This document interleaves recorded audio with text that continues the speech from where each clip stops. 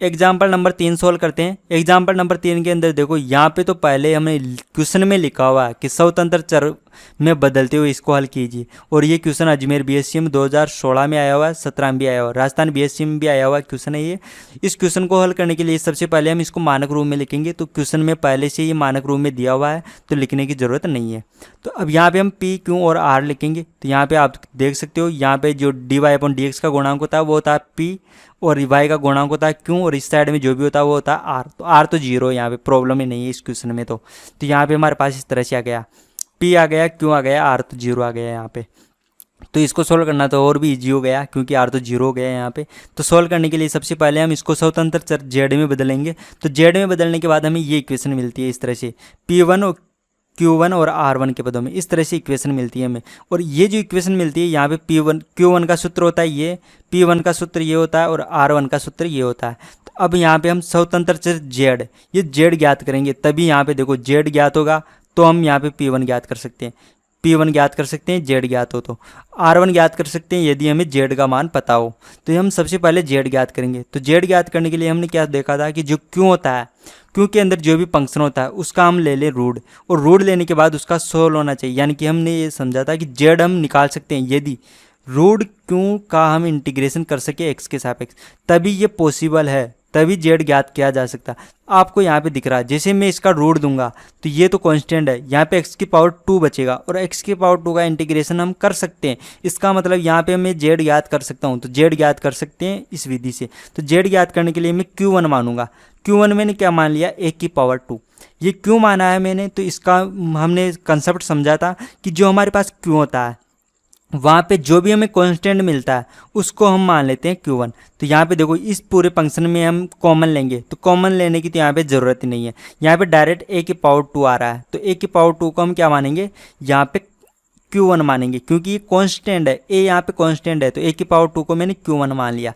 तो Q1 क्यों माना है, इसका रीजन भी अभी समझ में आएगा, क्योंकि यहाँ पे देखो यहाँ पे मैं रखूँगा Q1 का मान, तो Q1 का मान रखूँगा तो मुझे यहाँ पे देखो a की पावर 2 रख दिया, और Q का मान मैंने यहाँ से रख दिया, क्योंकि यहाँ पे Q रखना है तो Q का मान यहाँ से रखेंगे तो हमें ये मिलेगा।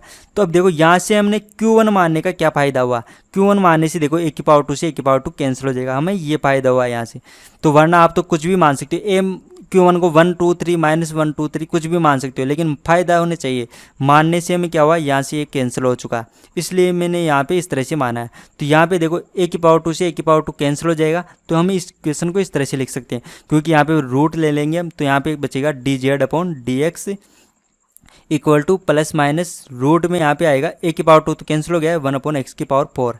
तो यहाँ पे देखो दो प्लस और माइनस दो चिन्ह है, दोनों में से कोई भी चिन्ह आप यूज में लेना, दोनों से आंसर सेम आता है, इसलिए मैं यहाँ पे प्लस का चिन्ह यूज में ले रहा हूँ, क्योंकि दोनों से आंसर सेम आता है, आप करके देख सकते हो। तो मैंने यहाँ पे प्लस चिन्ह ले लिया, और यहाँ पे रूट में था ये, तो यहाँ पे 2 पावर हट गई, तो यहाँ पे पावर 2 ही रह गया। अब इसका इंटीग्रेशन तो आप कर सकते हो, इंटीग्रेशन करेंगे तो हमें जेड का मान मिलेगा इस तरह से, -1 अपॉन x, ये हमें जेड का मान मिल चुका है। अब हम ज्ञात करेंगे P1, क्योंकि P1 ज्ञात करने के बाद ही हमें पता चलेगा कि क्वेश्चन हमें सोल्व होगा या नहीं होगा। तो P1 ज्ञात करके देखते हैं हम। तो P1 ज्ञात करेंगे तो हमारे पास इस तरह से ये इक्वेशन आएगी, हमारे पास ये इक्वेशन आएगी, यहाँ पे ये इक्वेशन आ गई P1 का ये जो फॉर्मूला था यहाँ पे मैंने रख दिया, जेड का डबल बार अवकलन किया एक्स के सापेक्ष, तो हमें -2 अपॉन x³ मिला।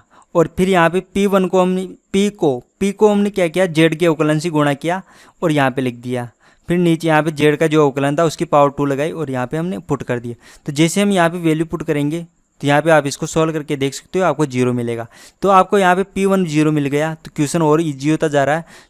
देखो P1 कांस्टेंट मिलना चाहिए, कंडीशन है P1 कांस्टेंट होना चाहिए, और यहाँ पे देखो 0 कांस्टेंट है, इसका मतलब ये क्वेश्चन आगे सोल्व हो सकता है। तो P1 हमें मिल चुका है, Q1 हमें मिल चुका है। अब हम ज्ञात करेंगे R1 का सूत्र है जिसके अंदर R है ऊपर, तो यहाँ पे देखो R तो 0 है, तो यहाँ पे कुछ भी हो R तो आपको 0 मिल चुका है, तो R1 भी आपको 0 मिलेगा। तो इस तरह से देखो यहाँ पे ये 0 पुट किया तो R1 आपको डायरेक्ट 0 मिल चुका है। तो यहाँ पे P1 Q1 और R1 सभी आपको मिल चुके हैं, तो सारी की सारी वैल्यू आप यहाँ पे पुट के दिए। यहाँ पे P1 Q1 और R1 का मान पुट करोगे आप, तो जैसे आप यहाँ पे मान पुट करोगे तो यहाँ पे वैल्यू पुट करने के बाद आपको ये इक्वेशन मिलेगी। आपने देखा होगा यहाँ पे Q1 का मान a की पावर 2 यहाँ पे पुट कर दिया मैंने, और R का मान तो यहाँ पे 0 था इसलिए। तो अभी हम इसको आगे सोल्व करेंगे, तो अब तो इसको सोल्व करना आसान है। तो चैप्टर 5.1 में हमने ऐसे क्वेश्चन सोल्व करना सीखा है पहले। तो यहाँ से सबसे पहले मैं इसको डी के पदों में लिखूंगा सिंबॉलिक रूप में। तो डी के पदों में लिखेंगे तो ये इक्वेशन आएगी हमारे पास, क्योंकि जो डबल अवकलन है उसको मैंने डी लिख दिया है। और यहाँ पे देख सकते हो आप डी का मतलब है डी अपॉन डी जेड। यहाँ पे जेड है स्वतंत्र चर, यहाँ पे स्वतंत्र चर एक्स था, ये बदल चुका है क्योंकि हमने यहाँ पे देखो इस तरह से जेड का मान इस तरह से मान लिया है, इसलिए ये बदल चुका और जेड का मान जेड हो गया है यहाँ पे स्वतंत्र चर। अब यहाँ पे सोल्व करेंगे तो हमें सी एफ ज्ञात करना है। सी एफ ज्ञात करने के लिए हम ज्ञात करेंगे इसका सहायक समीकरण। सहायक समीकरण होती है इस तरह से, यानी कि यहाँ पे जो भी आता है उसके अंदर हम एम लिखते हैं और उसको 0 के बराबर लगा देते हैं तो हमें सहायक समीकरण मिलती है। तो यहाँ पे डी है तो डी को हम एम लिखेंगे और 0 के बराबर लगाएंगे, तो यहाँ पे डी की पावर 2 प्लस ए की पावर 2 इक्वल टू 0। तो एम के 2 मान मिल चुके हैं। अब इसके लिए हम सी एफ लिखेंगे तो सी एफ आएगा इस तरह से। ये जो सी एफ है, ये सी एफ लिखना हमने पढ़ा था, ये पढ़ा था हमने 5.1 में। चैप्टर 5.1 के अंदर हमने ये सी एफ ज्ञात करना सीखा था, तो वहाँ से आप पढ़ सकते हो। तो सी एफ हमने ज्ञात कर लिया है और ये जो चैप्टर 5.1 है वो आपको हमारे ऐप पे मिल जाएगा। ऐप मिलेगा आपको क्यूरियोसिटी फाउंडेशन नाम से प्ले स्टोर में, या आप वीडियो के डिस्क्रिप्शन बॉक्स में जाकर भी उसे डाउनलोड कर सकते हो। वहाँ पे आपको पीडीएफ भी मिलेगी, फिजिक्स केमिस्ट्री मैथ सभी प्रकार के पीडीएफ आपको वहाँ पे मिल जाएंगे। तो यहाँ पे आपको आप यहाँ पे सी एफ ज्ञात कर चुके हो। अब आप प्राप्त करोगे पी आई। तो पी आई तो इसका 0 होगा।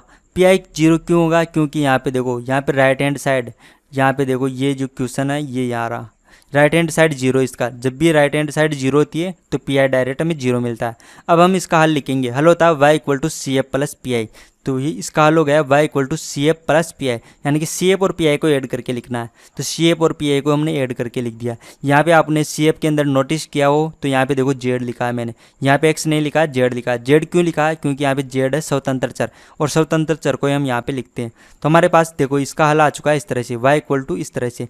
अब ये जो हल है इसके अंदर जेड है, लेकिन जेड यहाँ पे नहीं होना चाहिए, क्योंकि हमारे जो पर्सन है उसके अंदर एक्स है, जेड नहीं है एक्स है। तो हम क्या करेंगे, यहाँ से एक्स का मान लिखेंगे। एक्स का मान यहाँ से क्या, यहाँ से जेड का मान लिखेंगे। जेड का मान होता है -1/x। तो यहाँ पे हम जेड का मान पुट करेंगे। तो जैसे हम जेड का मान पुट करेंगे तो हमें ये इक्वेशन मिलेगी। तो ये हो जाएगा इसका आंसर। यहाँ पे जेड था तो यहाँ पे मैंने ये पुट कर दिया -1/x। यहाँ पे भी जेड था तो यहाँ पे -1/x पुट कर दिया। तो ये माइनस का चिन्ह यहाँ से बाहर निकल गया, और कोस में माइनस का चिन्ह से कोई फर्क नहीं पड़ता है। तो यहाँ से माइनस बाहर निकल चुका है यहाँ पे। तो ये हो चुका है इसका आंसर। तो ये हो गया हमारे पास एग्जाम्पल नंबर 3 का आंसर। यदि आपको हमारे वीडियो से हेल्प हो रही हो तो हमारे यूट्यूब चैनल को सब्सक्राइब कीजिए, क्यूरियोसिटी फाउंडेशन चैनल को सब्सक्राइब कीजिए। और हमारे वीडियो यदि आपको यहाँ पे चैप्टर वाइज नहीं मिल पा रहे हैं तो आप हमारा ऐप डाउनलोड कर लीजिए। वहाँ पे प्रत्येक ये पूरी बुक है जो चैप्टर वाइज अपलोड की हुई है, तो वहाँ से आप फ्री में वहाँ पे पढ़ सकते हो। आप कोई चार्ज नहीं लगेगा, और वहाँ पे सब कुछ व्यवस्थित तरीके से मिलेगा आपको। और कई सारे पीडीएफ भी मिल जाएंगे आपको, और अन्य जो सब्जेक्ट है फिजिक्स केमिस्ट्री उनके पीडीएफ भी आपको वहाँ पे मिल जाएंगे। तो आप ऐप डाउनलोड कीजिए। ऐप मिलेगा आपको क्यूरियोसिटी फाउंडेशन नाम से प्ले स्टोर पे, लिंक आपको वीडियो के डिस्क्रिप्शन बॉक्स में मिल जाएगी। तो आप वहाँ से भी जाके उसके डाउनलोड कर सकते हो।